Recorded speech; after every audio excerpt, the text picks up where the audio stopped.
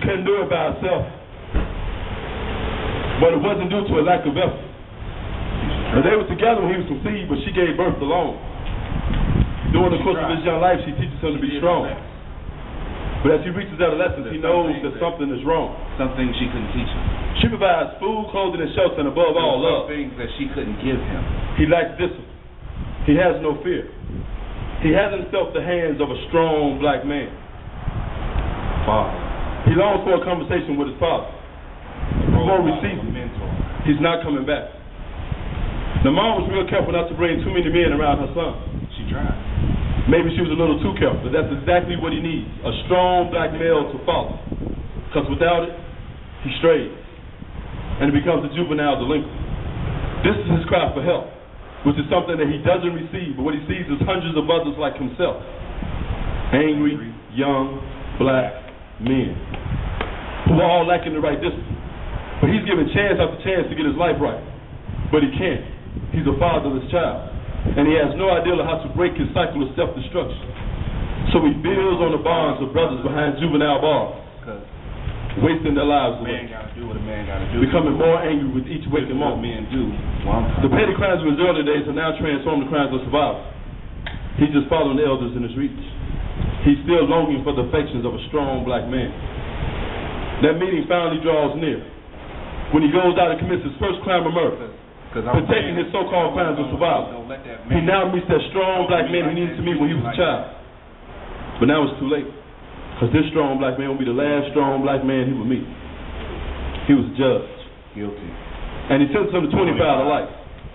Now the crimes he committed were no greater than the crimes committed against him.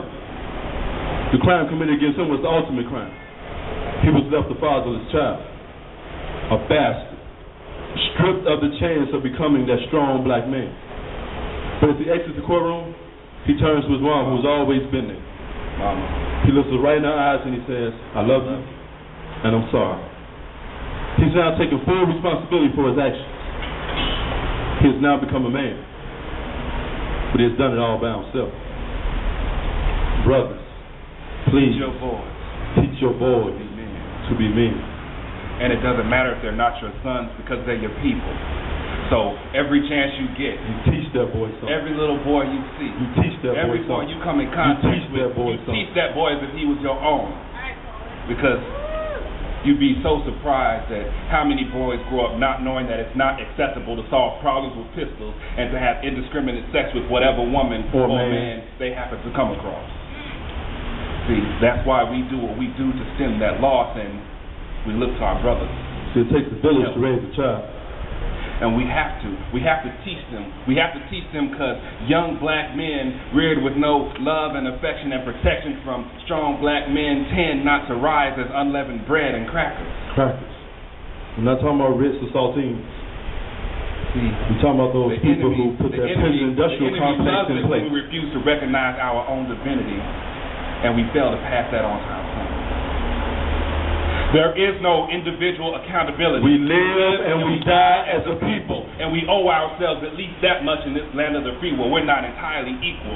See, I've grown tired of sequels to death scenes where brothers forget lean years and fears of regression be pressing them towards weapons to protect green. Just because you, some man, some brother didn't teach him there's a better way. See, when we pass that boy up and we don't tell him what's right, he will still find his eternal bliss in ignorance. But your soul will be damned. Brothers, please teach your boys to be men.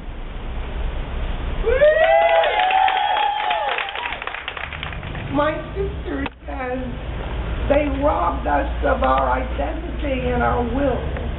They ought to pay. I say some have tried to make amends.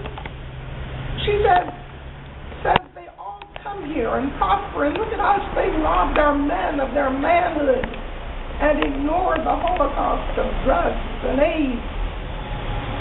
I say, are we without blame? Can we continue to sing this tired old song, cry and beg in our knees? My brother says they're evil. They are evil. I say our common humanity must be basis for reconciliation. Why do we speak of we and they, us and them? Let us love one another, or we will be buried in the ruins of our wrecked civilization. The two together they cry, our children have been wrong. I say you teach your children this, they teach their children that. It perpetuates itself. Our children learn oppression, theirs bigotry. We have no land, no wealth. Prepare, transcend, I say. It will come. We have heard it before. They stop. But let us love one another.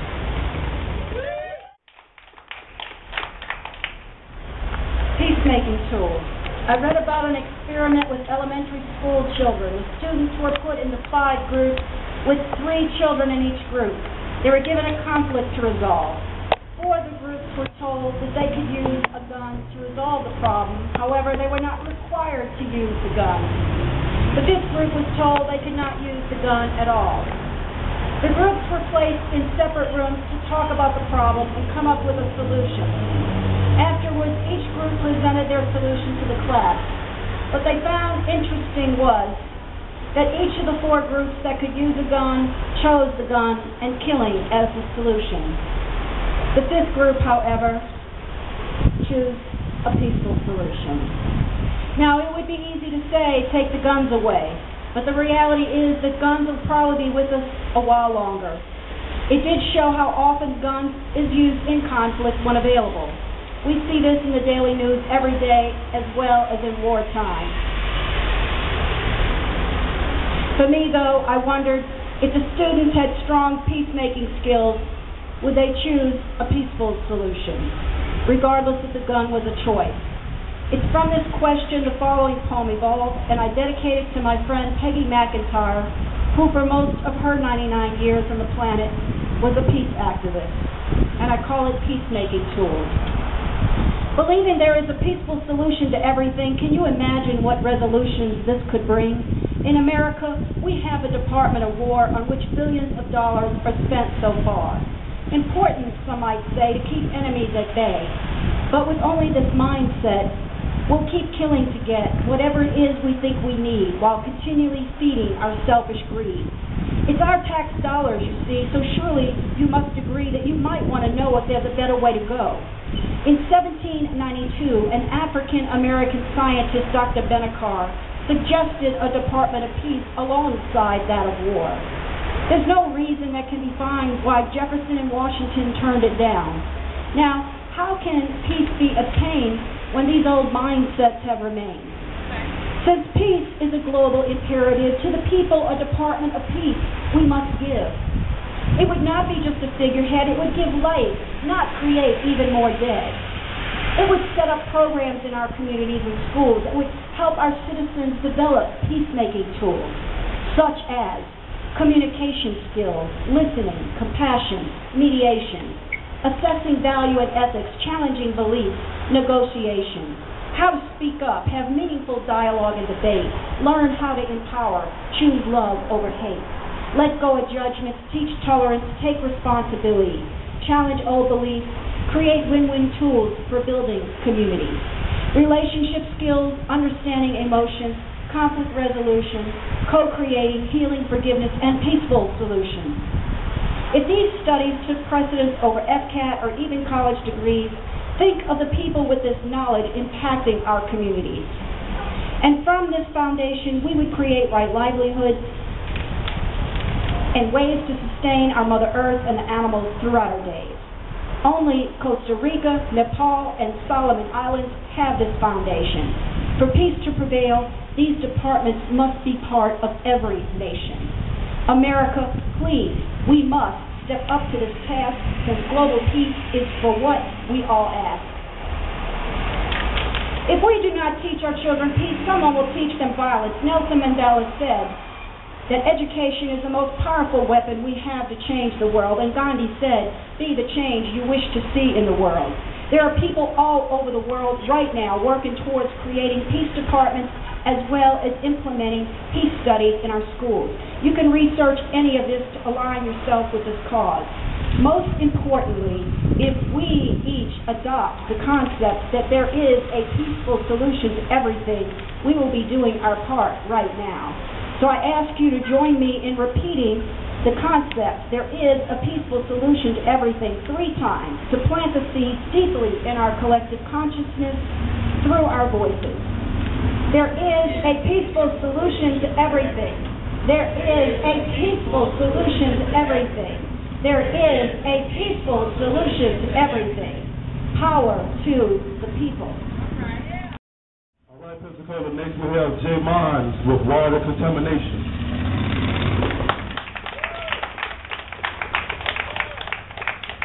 Good day, Pensacola. Howdy. My poem is titled Water, War, Weak. One witnesses the wanton destruction of our planetary water supply, realizing that it is indeed a war on you and I. Corporate miscreants dug a deep well on known shaky ground in the Gulf of Mexico, sprung a 250 million barrel leak on Hitler's birthday. Conspiracy? Maybe. 1 million plus gallons of toxic dispersant was added to the soup to make a solution with enough dilution to inflict catastrophic cell destruction. Witnessing fish with cancer sores, dead dolphins on shores, and tainted seafood in grocery stores. Crazy thing about it, the well's still leaking. One hears and ears, no it ain't. Unfortunately, yes the hell it is. But that can't be mentioned on the mainstream news.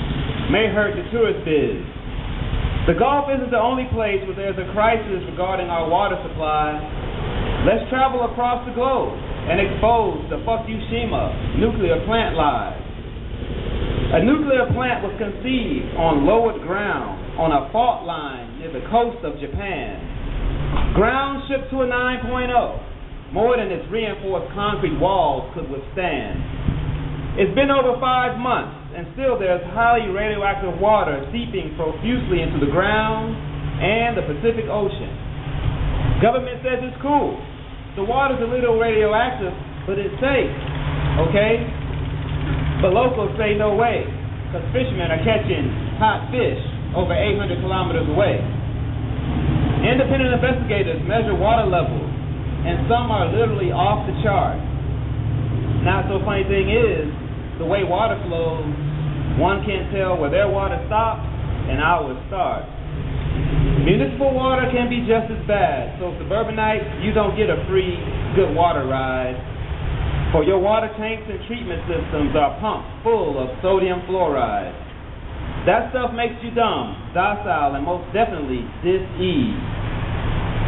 Was used in World War II to keep POWs sedated, servile, and meek.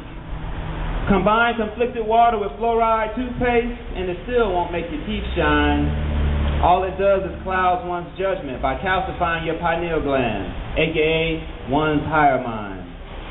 Question arises as to why would someone launch such a nefarious plan?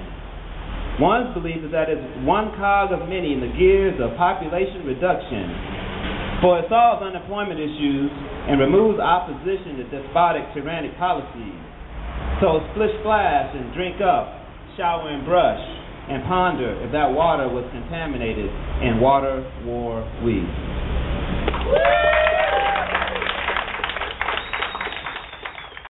Sustainable coexistence.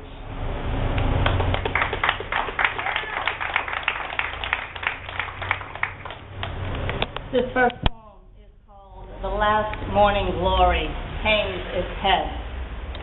The orange bowl of sunrise upends the horizon, sets ablaze the crumbling dark, illuminates the haze of heat, soon to scar the violet rims of fragile flowers, clinging to the leaning remains of fir trees who do not yet know they are dead.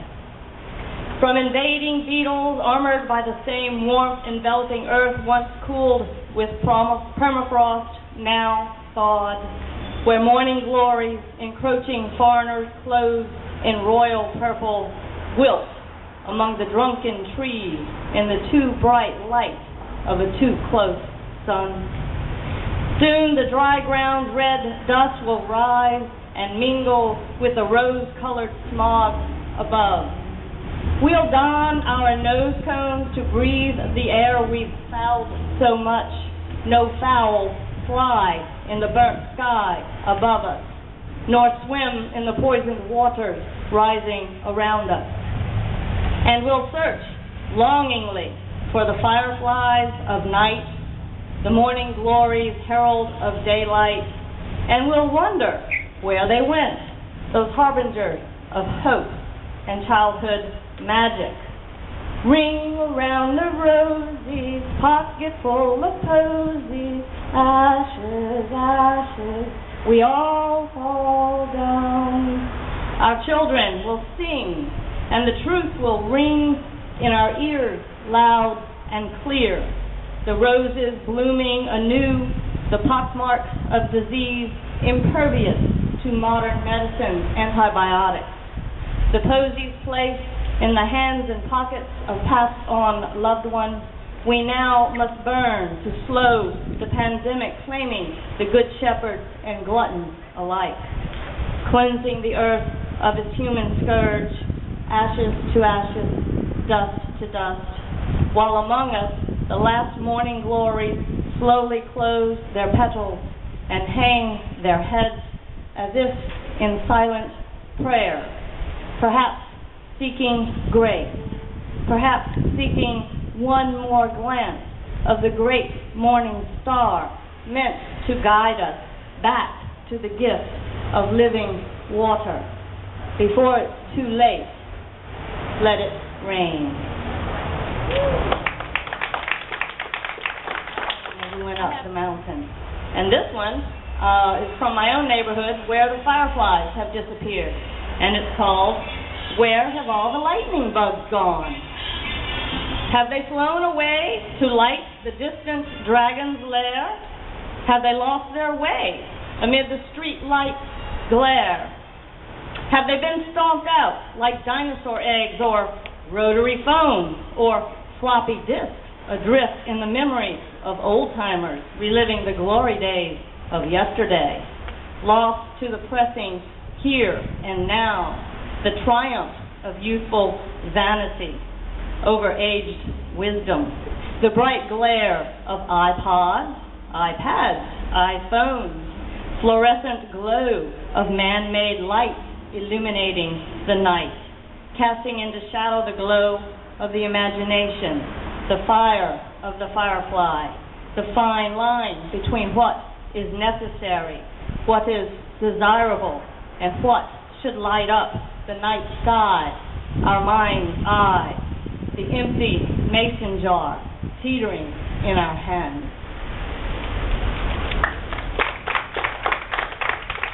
Called Beautiful People. Who are they? Perfect cornrows, high cheekbones, green eyes flashing, emeralds swimming in creamed peaches, or chocolate skin kissed with almond eyes. Perhaps a twist of rich black braids snaking down the backside, beckoning, belying the dark truth of the gilded cage, or the yellow circle on the left ring finger, or the iron grasp of the sister's manacle anchored to an ancient oak that doesn't know it's already dead. Feel the hot breath of the bracing wind chasing ahead of the wildfire coming? Who will bear witness to it? The few trees left, burning, the houses that cannot stand, reduced to dark stumps to be washed clean by rising waters. Green, gray waves will wrap around delicate ankle and manacled ankle alike, even the thick ankle of the would-be survivor declaring, I am the chosen one. The waters will keep rising. Our open lips will gasp for air no longer there. And the awful truth is, we will all share a new story, soon to emerge in the ripples of the rising waters, washing us all clean, making us all beautiful again, like we were in the beginning. Thank you. We have Baba with illiteracy.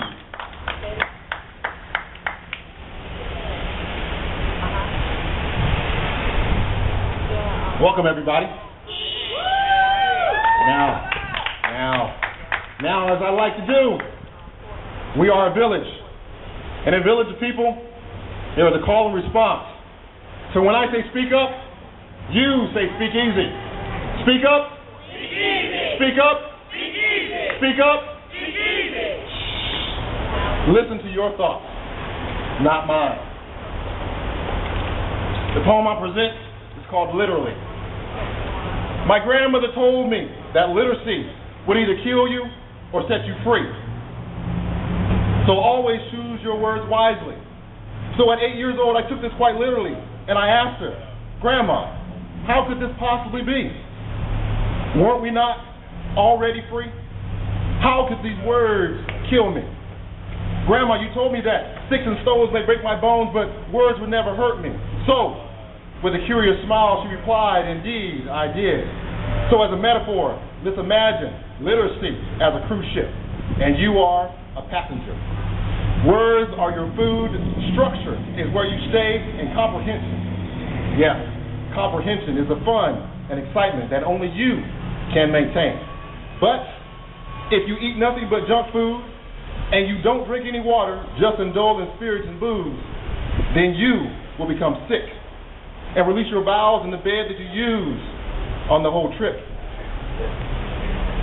See, is to throw yourself overboard and drown or become shark food, you see. Literacy, literally, is the most important topic for our children that can be. My grandmother demonstrated that with her metaphor while using similes to explore the relevance and importance of our ability to write and read, and almost as important as the water that we drink or that the air that we breathe. Let me make this clear. Literacy is not just reading and writing, but our ability to comprehend and then articulate our thoughts that are written, thereby deriving an opinion that can then be spoken or written.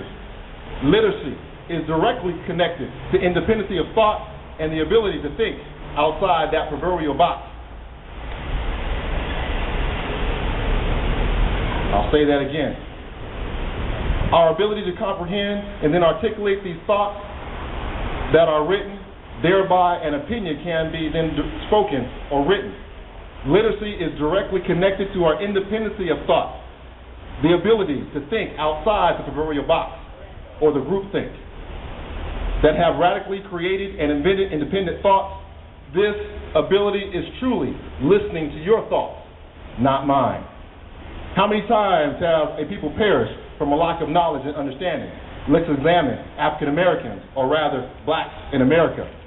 How is identity identified, or language spoken, or belief in the spirit of Olodumare, Allah, Rama, Yahweh, or God? How do we become unified if we are labeled as being from the African continent? This grand experience, for all accounts, is failing. How can we, as a so-called culture, have the economic power greater than most other nations, but only represent 12% of the U.S. population?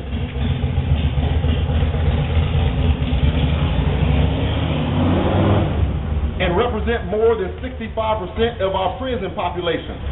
Another disturbing issue with literacy is our history. Since history is written by the victors, then the truth, as it's told, is screwed or skewed towards a particular point of view. When that view is pointed towards all the accomplishments of Europeans being right and accounts of the accomplishments of others not even worthy of an honorable mention. This is like a pitcher pitching a perfect game, but the batters were the only ones who got the attention or the fame. Now, how does that player feel? How do we get to the real truth? in all the grammar and history books used in urban and suburban primary schools, and all the words used as tools are written on white pages, but with black ink. Please explain to me how the hell a black child would think they had value. If lions had historians, what a wonderful history there would be. Literally, literacy would set the mind of a child free. So let us all participate in this new history.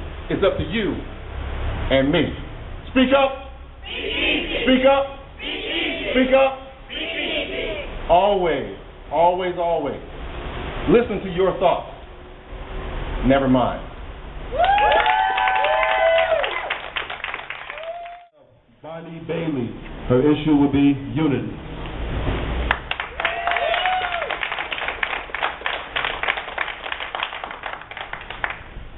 One Earth. We see the ball of blue and green, viewed from afar as it is seen. Its majesty we can behold as nature blossoms and unfolds.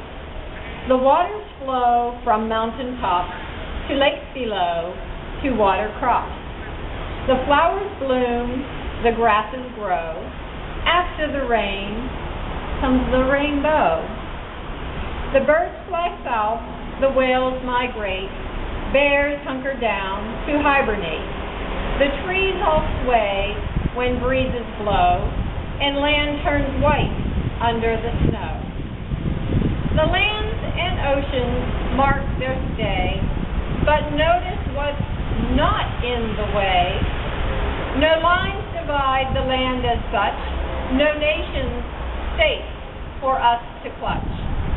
Those lines we see that cause divide were made by man as they decide to keep some out or others in, based at times on colored skin, or gender lines would separate, step up, keep down, as was our fate. Quite often too, the wedge would start about our God, lives torn apart. But now we have a choice, you see, to live the life we're meant to be. Erase the lines that keep us far, tear down the fences meant to bar. Dissolve the thought that keeps us split, discard beliefs that no longer fit. Brothers, sisters, we are one. Our actions include all under the sun. The truth of life, one family, all living in true harmony. We can embrace diversity for all to live in unity. Thank you.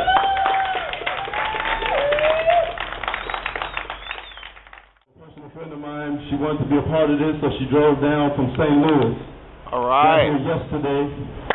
So please show your love, Pensacola, for Geraldine Brown. The issue will be domestic violence.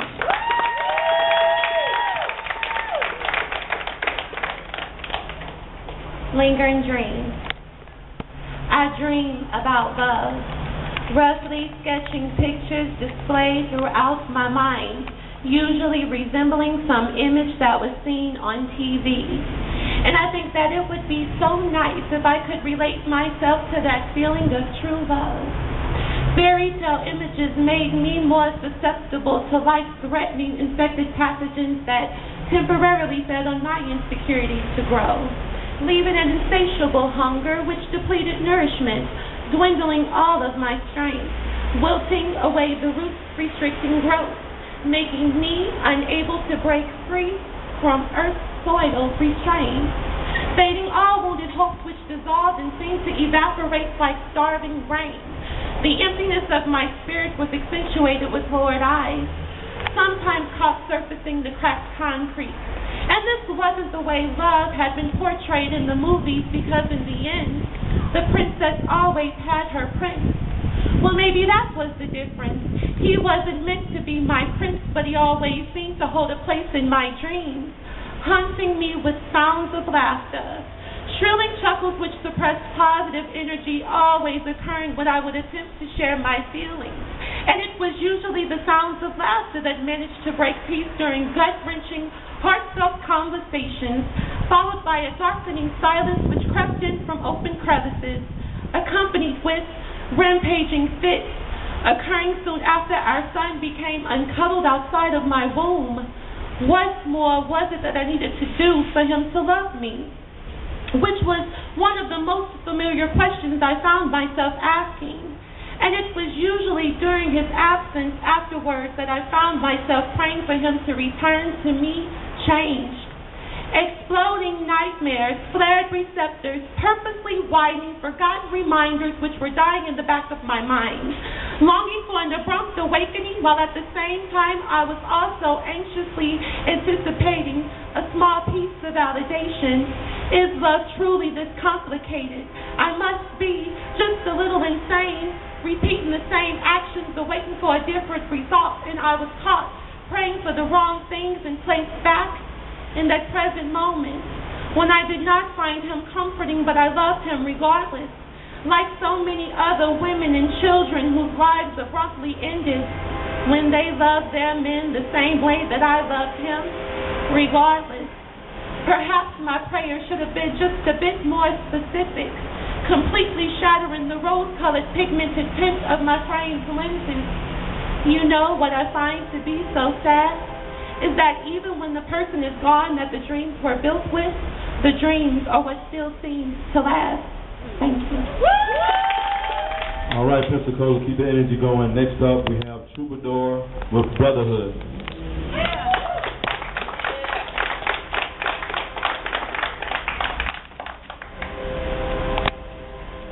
This poem is called The Longest Day of the Year. I'm going to need you to take a long look in the mirror. This is summer. Sweat looks good on you, like a new suit and tie. I'm going to need you to take a long drive, stop at the first cafe you see, and ask the waitress what kind of words impressed her. She'll tell you her favorite word is caramel. I'm going to need you to go for a long run. Feel your heartbeat. Heart, beat, heart, beat. This means you are alive. If another runner tells you good morning, tell them it's the longest day of the year.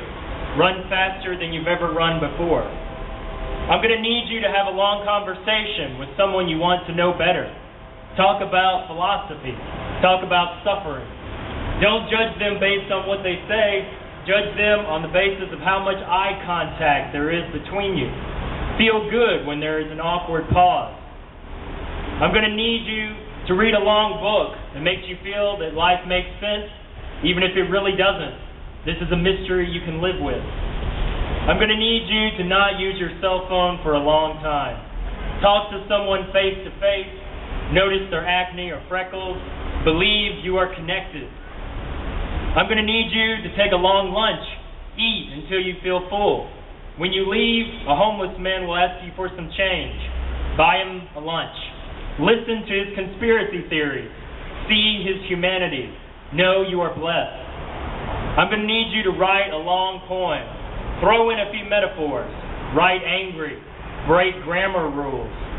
Try to inspire others to care a little more about others. Try to care more yourself. I'm going to need you to look up at the stars for a long time. Feel how small you are in the universe. Be humble. Imagine life on other planets. Find a little wisdom. Know that you can be greater still. Believe God comes to you in your dreams, even if you doubt, especially if you doubt. Be in a state of tension. Be aware of your own tension. Smoke a cigarette before you go to sleep. Smoke is a ritual. This is summer. Sweat looks good on you. Thank you. So let's make sure we keep the energy strong for everybody. Next up, we have Nielah with Love and War.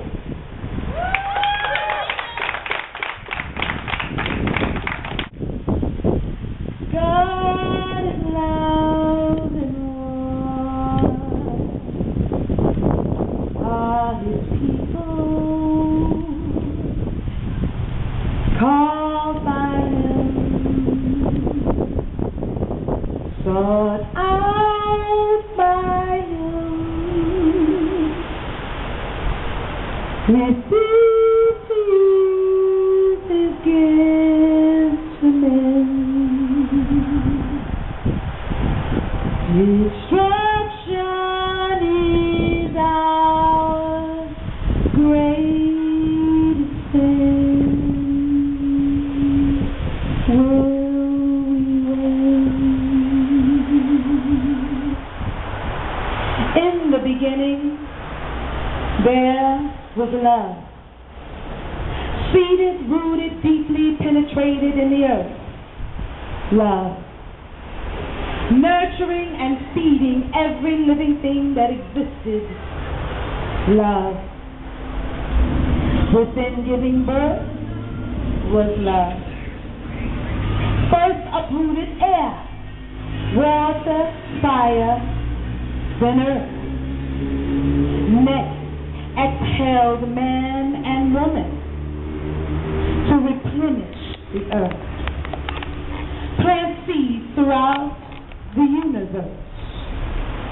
Then came the fowl of the air and all of the creatures, big and small, deep waters and dry land. The man was commissioned and agreed to take, find purpose, and rule according to his plan, using divine gifts, talents, and their hands. Yet with their hands decided to make their own plans, making toys of self-destruction that masses the weapons of planet and galaxies that are now atomic explosives causing catastrophic mayhem. In the homes of men and women, tearing families to flight. Public school system has our children running towards the jailhouses because education reveals no truth or insight. Racism shows its face hidden overtly amongst every race. Media is now the authority, controlling minds, young and old, to implode. Every word speaking dis-ease, poison substance inhabiting a chemical reaction, destruction to every soul.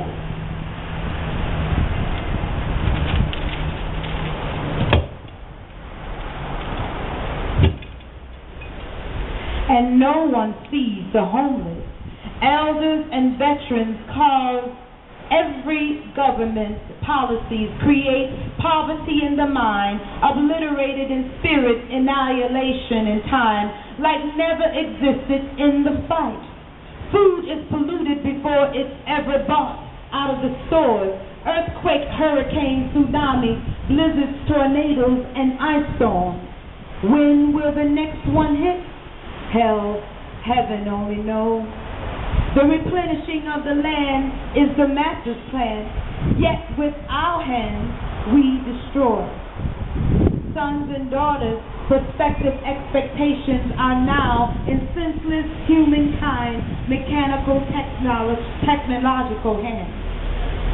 Awaken mothers, fathers, elders, and guardians, and let love heal this state. Because the elements are disintegrating the hope of the future, where they're anticipating motivation, encouragement, and sincere exhortation. Fire is creating pollution. Water, there is none. Where is the solution? Air, well, students have to pay.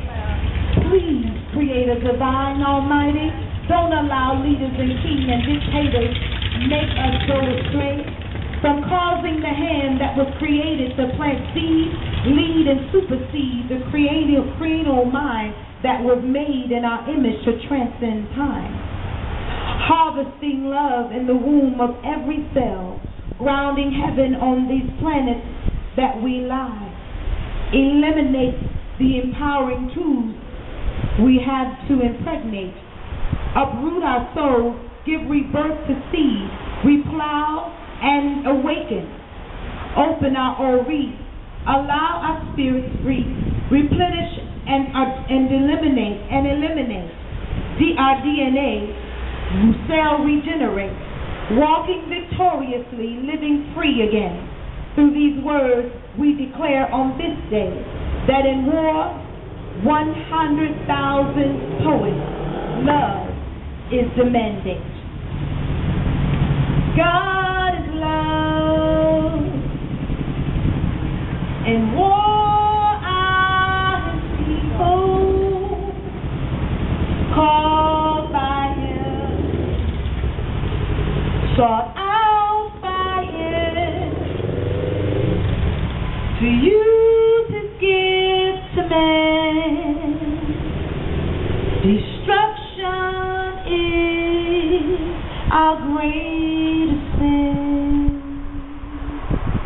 Yes, we can win.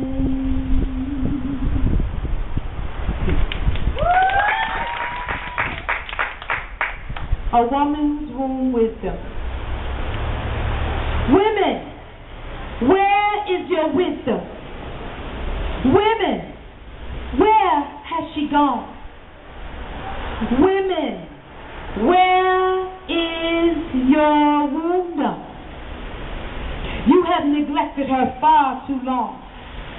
From Genesis to Revelation, you were called to fill her with purification, not segregation, annihilation, defecation, and acid delebitation from fluids from other wombs' nations.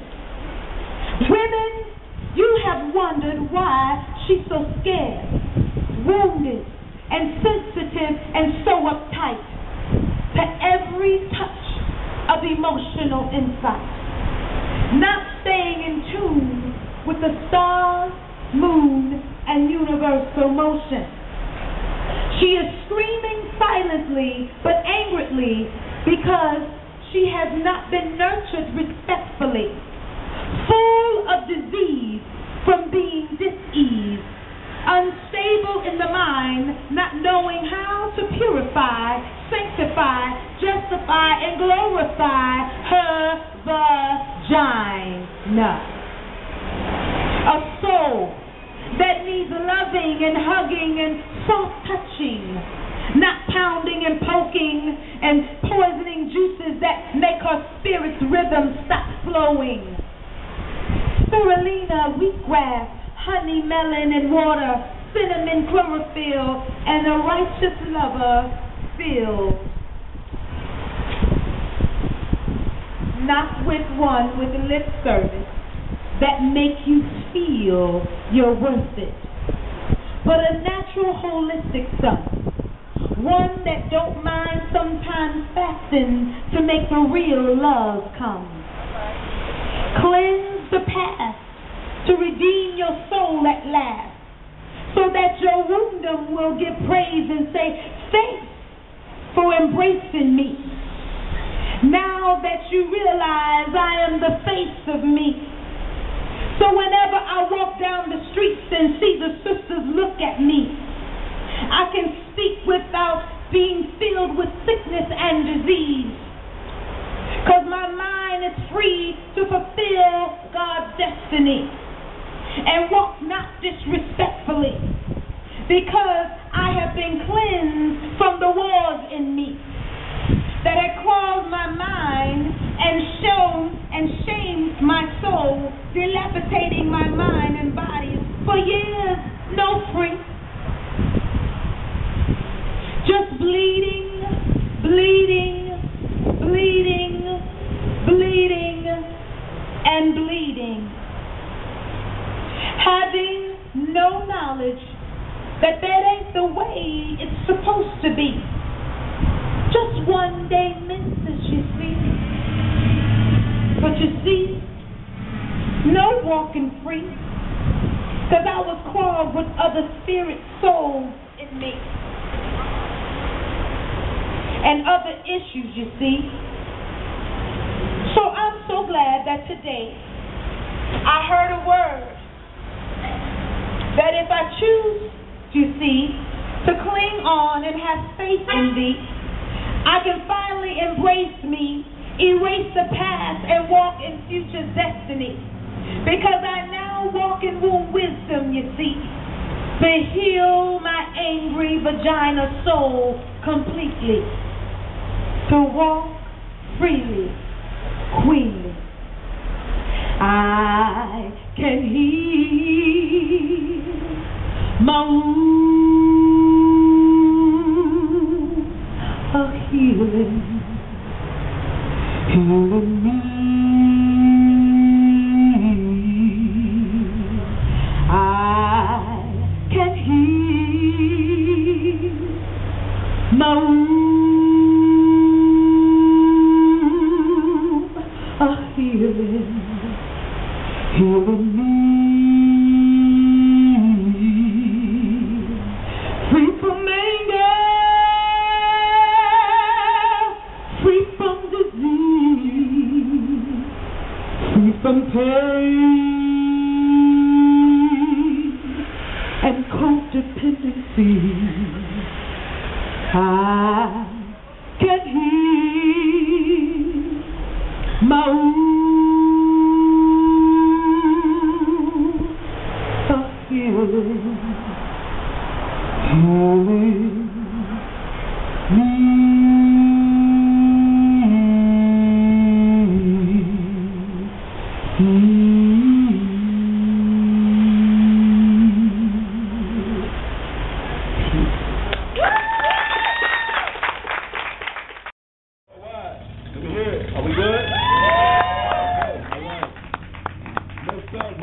Messanger Poet with Awareness and Change.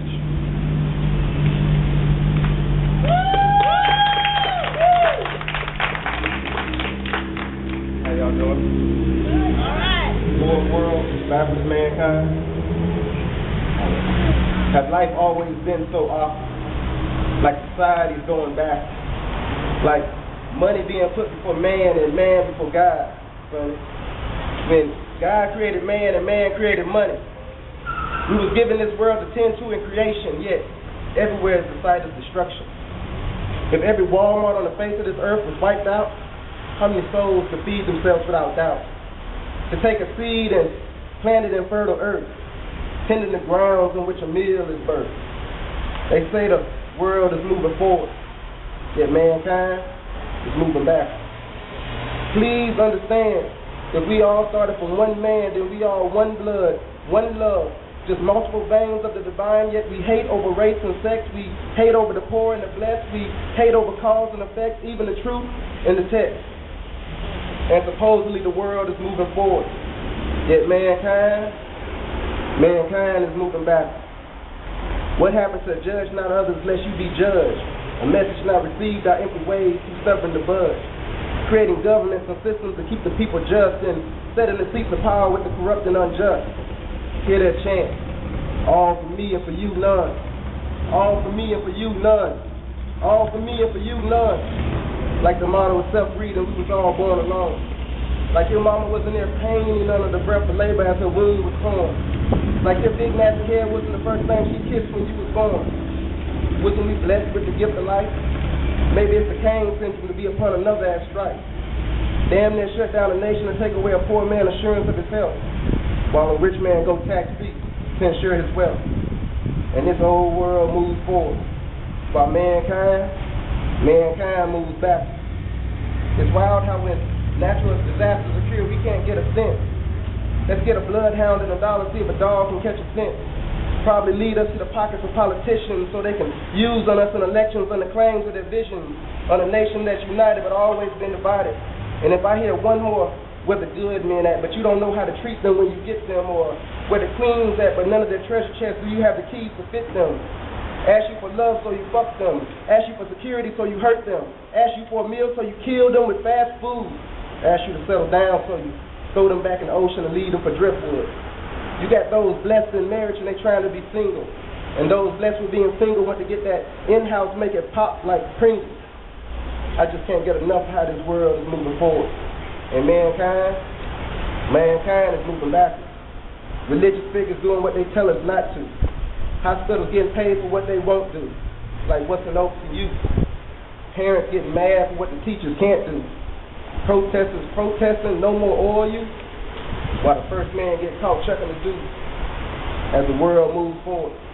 And mankind moves back. Thank you.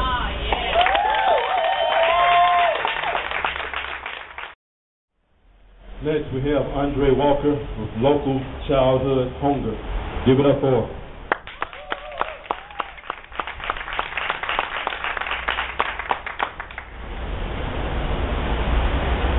Can you read this poem?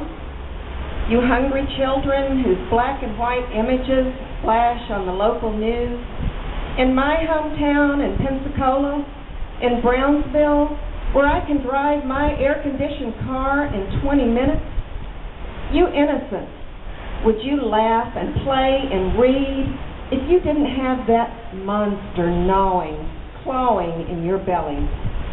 Your hollow eyes and blank expressions wrench my gut as I dine on ribeye and sip Merlot. Perhaps I'll fill a grocery cart with food and roll it through those streets searching for you. But what happens next week? When I and the groceries are gone, how many mouths can this poem feed? Thank you. I want to say, if we can stick around a little longer after this is over, we're going to try to take a group picture with everybody who was involved in it. So, if that's all right, we can just stick around after this is over. We're going to take a group picture. This is part of history that we're making. It's worldwide history. So, stick around so let's make this a real official event, all right? Next up, we have L. Michael, Subjugation of Women.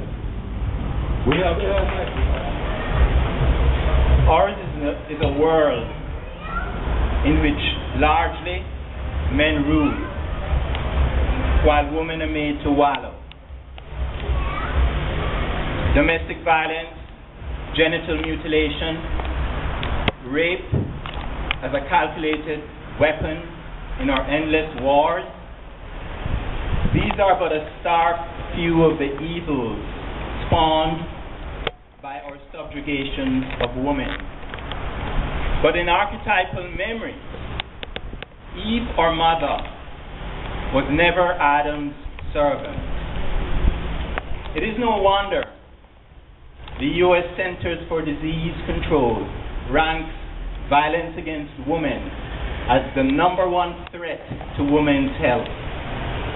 And I say to all humanity's welfare globally, I lament this, condemn this, but how can I, a man and a mere poet, hope or try to stem this? I have no power, no policy, no polemic.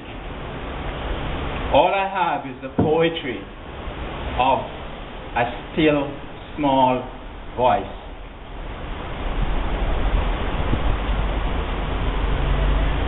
Weave a net of spirit, O Khayyam or Angelo, thy passion-laden verse or thy vision spread with brush.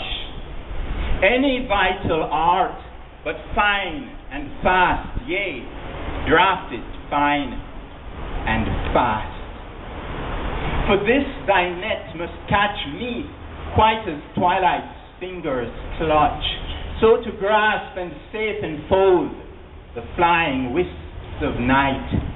Let thy net so catch and hold me, eve and zenith of their hope, womb, hearth, and keeper of their flame. While old Euphrates was a stream, I lay beyond the milky pale.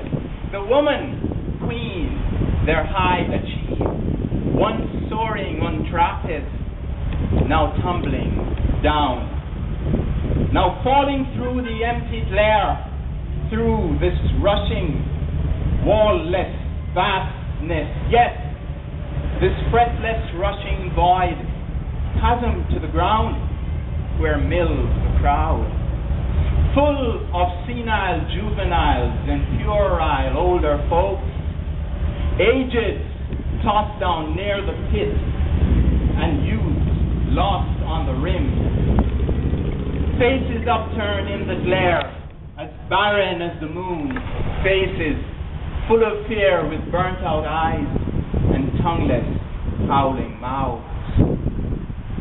Thou only art escaped alone, the edge of the beguiling white net, emblem which the curse bequeathed, which for truth behooved, dare not to condone. Thou only didst perceive my stretch, just miss that part of staff, quick like a shyly prophet kiss, it was that last. Thine eyes would see, by grace now, see me, pinwheel beating mere air, o'er the bowl of frantic folk, twisting over hardened sands like dried leaves in a breeze, twisting over hardened sand and leaf-like, falling fast, their heart beats here. So plunged, I call thee, make us. Move, I plead, tread wood, swim stream, the spirit whispereth on. Hew stave, grind stain, pound papyrus, sweat, but just thou must. Gird thy loins and weave thy mesh to snare the fall and save us.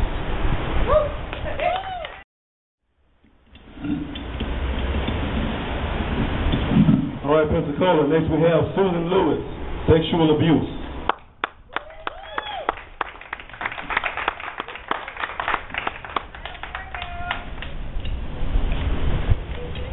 All right, here we go. My poem is called Father. Hello, Father.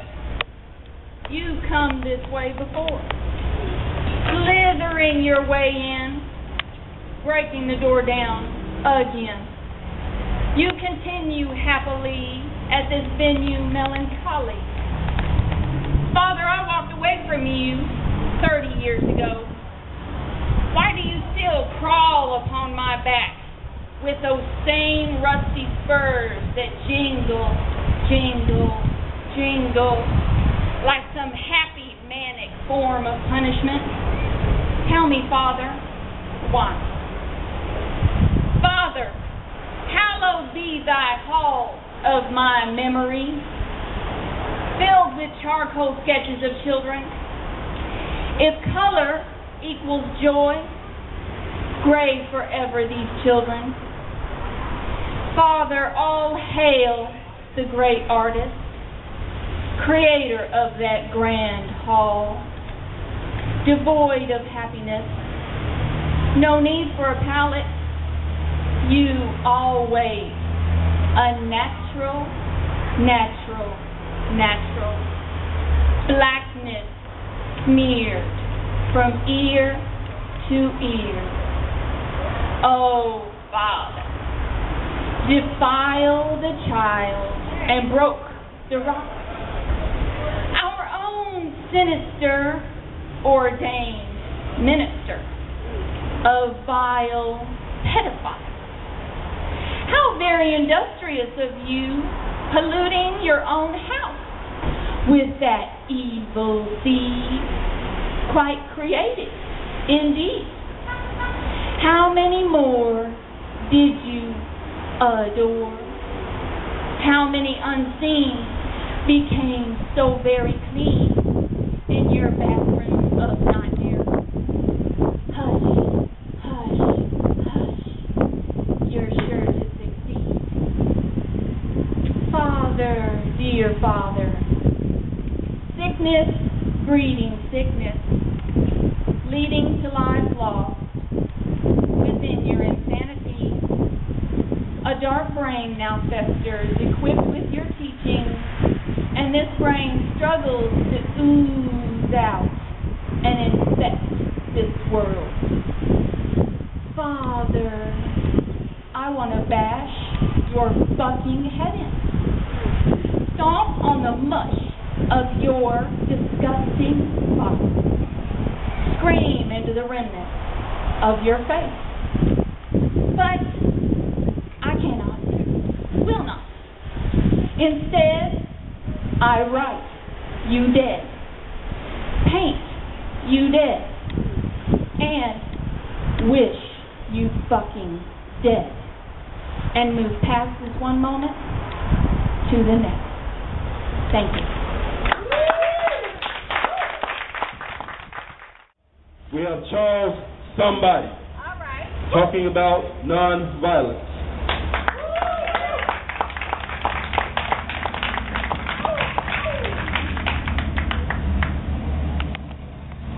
This is called Blood for Blood. All I ever wanted was a world that wasn't haunted, to walk these streets without blood on my feet. I passed by the spot where you were killed almost weekly. It's hard to miss. That kind of violence leaves something in the air, like a thunder strike going off. You can smell the hatred, you can smell the hot metal of the air to this day. But they say that two things can operate in the same place and time. So let's sow life where there once was death. Let's sow love where there once was hate. Because we can't just be about blood for blood. We have to be more than just vengeance in math form. Our lives have to be more than that. Our days have to add up to more than just that. It's so easy to want more blood for the original blood. But what does that get us? Where does that get us when we call for more blood on top of more blood on top of more blood? Our streets will run red. Our streets will run red with blood because we call for it. There has to be a stop to it. There has to be a cease. There has to be more than just this, a life for a life, an eye for an eye. There has to be more.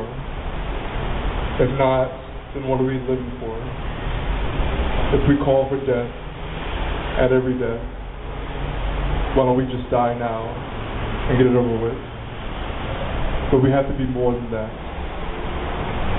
We don't want these streets to be haunted anymore with the lives of all those deaths that have passed before us. We don't want to step in rivers of blood everywhere we go. So let's put a stop to it now and make this life something more than just ghosts passing by.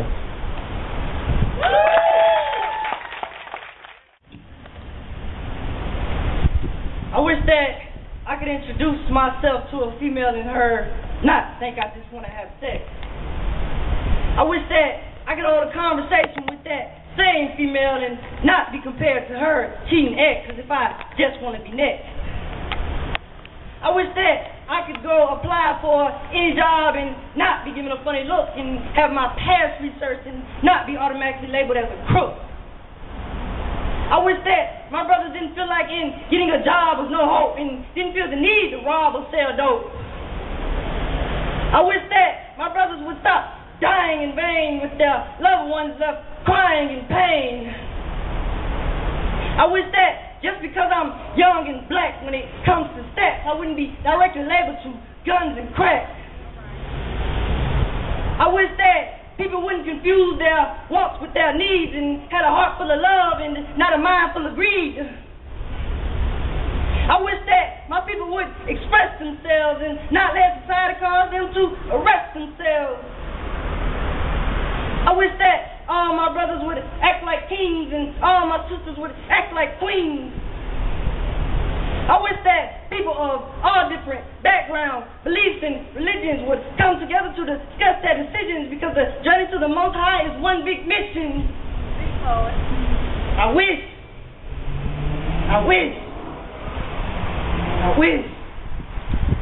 Thank you.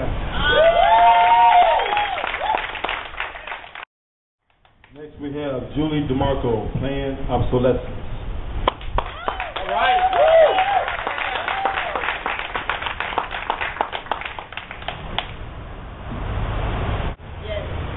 Winded from unaccustomed walking, my brother and I paused to rest.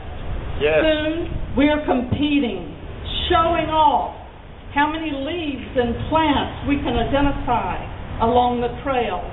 Not arguing, as we did when we were younger, just politely correcting each other when we can. No, that is not rhododendron. That would be Carolina laurel. That is not creeping cedar. Don't you remember the turkey brush we used to put on the mantle at Christmas? I am thrilled to find little purple jugs nestled under leaves that fan out like lily pads, a sure sign that I had found wild ginger.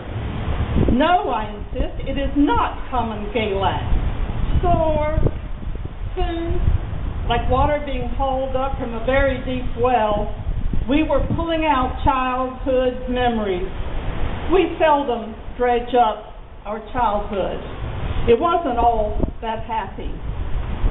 But the lighter memories were spilling out. Remember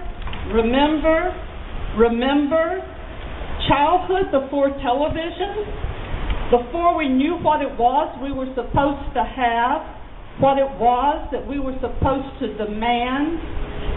When a piece of colored glass flew through the air and landed in the perfect sand-scratched square, and we were one hop away from sweet victory. When an invisible ink message drawn on the underbelly of a leaf was delivered and set out to dry in the sun until it revealed a secret message, the message that would rescue us for sure. When we built hideouts in the laurel hills with our room numbers carved on trees, dammed up the creek to entice other kids to come and play in our deep woods swimming pool. When evenings resounded with calls of Red Rover, Red Rover, red light, you're it, and the slap, slap, slap, slap of a frayed rope filched from our father's shed kept rhythm with our chant. Rich man, poor man, beggar man, thief, doctor, lawyer, Indian chief.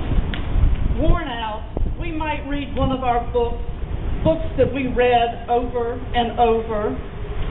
Rested, we would jump up and act out the plots we knew by heart for anyone that would pay a nickel, or for no one at all.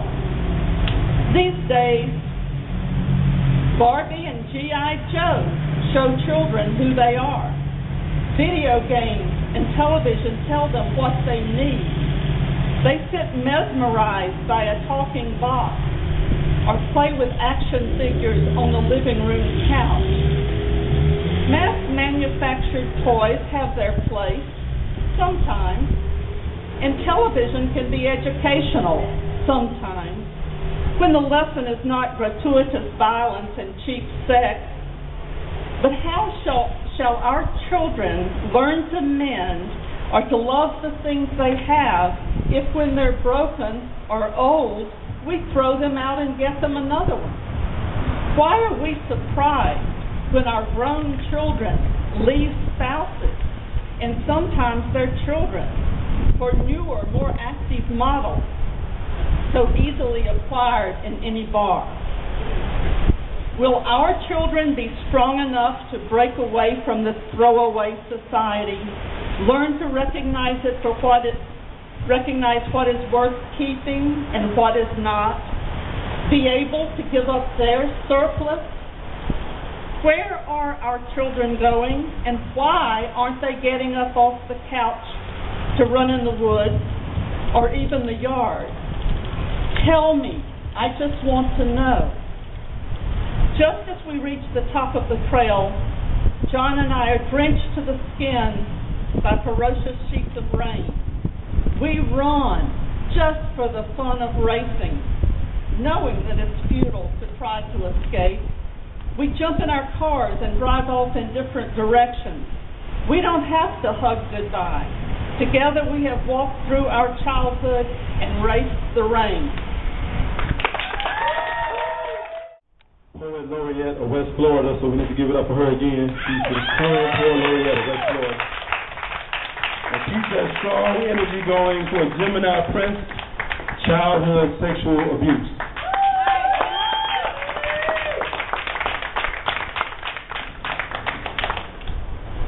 How's everybody doing? Good. Justice only comes for some.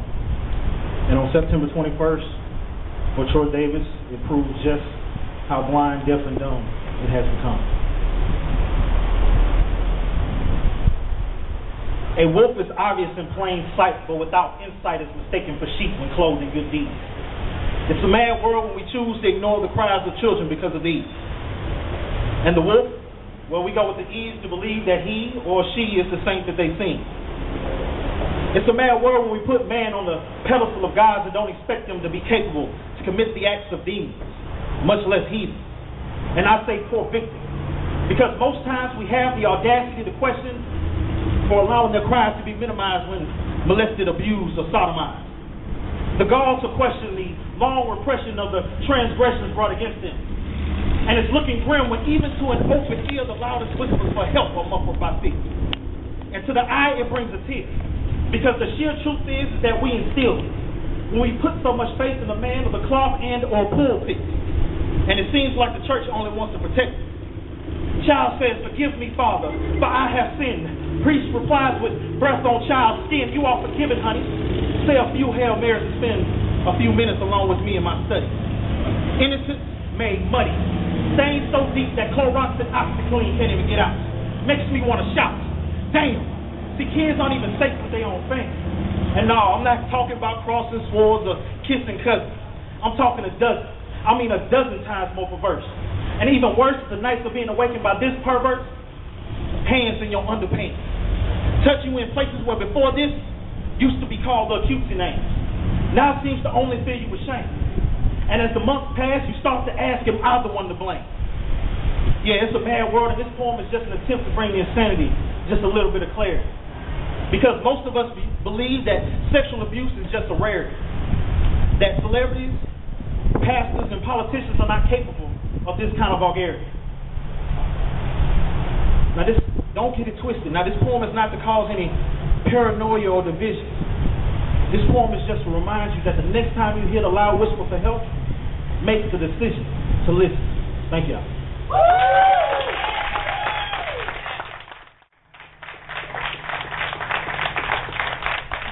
How y'all doing today? It's a beautiful day. When I was young, about 9 years old, my teacher said to me, "Sandra, you have a beautiful voice. One day, you're going to be something. You're going to change lives." When I was 5, my sister who raised me, she said to me, "Don't you worry about anything. You have a good spirit. Treat people the way you wanted to be treated." Ladies and gentlemen, that teacher was white and my sister is black. Racism is infantile and it is taught. We're not born that way. My poem is titled "Black to Black and White to White." Hey, black to black and white to white, look into my eyes and tell me what you see. I hope you see the you in me. For our Creator made us magnificently. He took dust of the ground and breathed into man's nostrils the breath of life. And became a living soul, and from man he took a rib, and for that deed there is no you without me. Color struck, is that what it is for you? I pity the fool. I was not born that way, not even to think that way. And though it was instituted into our society, does not mean it is justified to me. Shame on you if that's all you see. In God's eyes, we are one. It does not make a difference in the color we be or even in the way we speak. All I know, we seem to have the same color when we bleed. Oh yes, the Creator, who is deity, never gave a second thought about loving you or me. For the color of our skin, yet he created a son who died for our transgressions. So when you go to judge according to the color of who we're supposed to be, note this: we are all human. We are all human. You see. Y'all have a blessed day.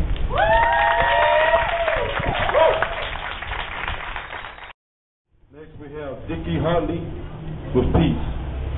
All right, yeah. Howdy, everybody. Howdy. This is called diplomacy. There has always been diplomacy. It's just that we've been too blind to see. Every war that we have ever fought over has ended when our leaders say it's over. So let them talk it out before we fight. And if our leaders are determined to be right and think that there needs to be a fight, let their children do the dirty deed and let them be the first to bleed. If they have no children to send to fight, let them suffer some noble plight. Have a torture robot to make them bleed, pull off their toenails till they feel the need to end this crazy idea of a fight. Then let the leaders make it right, sign the agreement without a fight. While every parent keeps their children home, all we really want is to be left alone. As long as we refuse to fight and keep our children out of this plight, our leaders will have to practice diplomacy before the war instead of after, can't you see? I know it would stop a lot from getting rich. Sometimes life is just a bitch. They'll have to find a peaceful way to make their money, maybe even at play. I say it's never too late. Diplomacy first, no need to wait. Thank you. Self-image.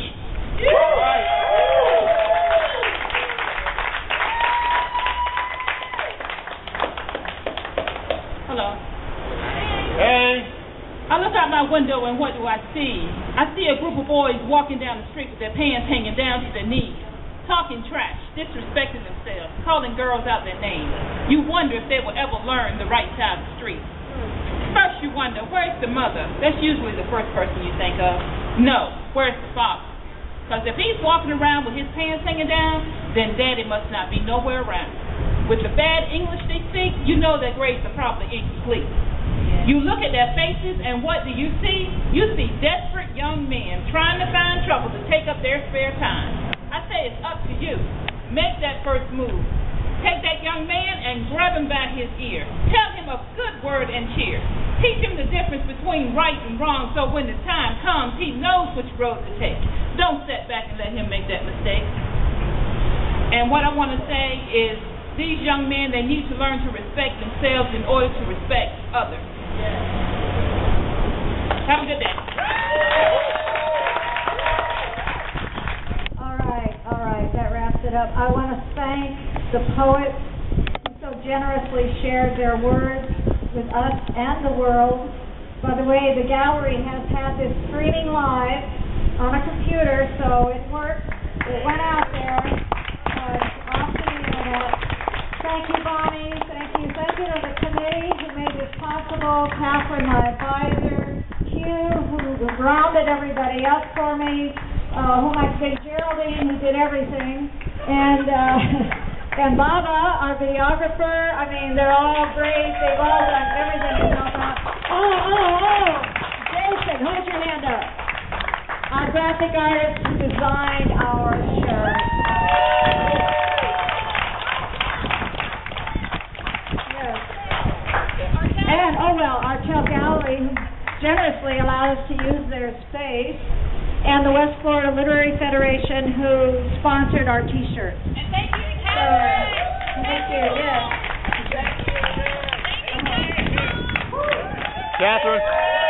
Katherine Holmes. Thank you, Katherine Holmes.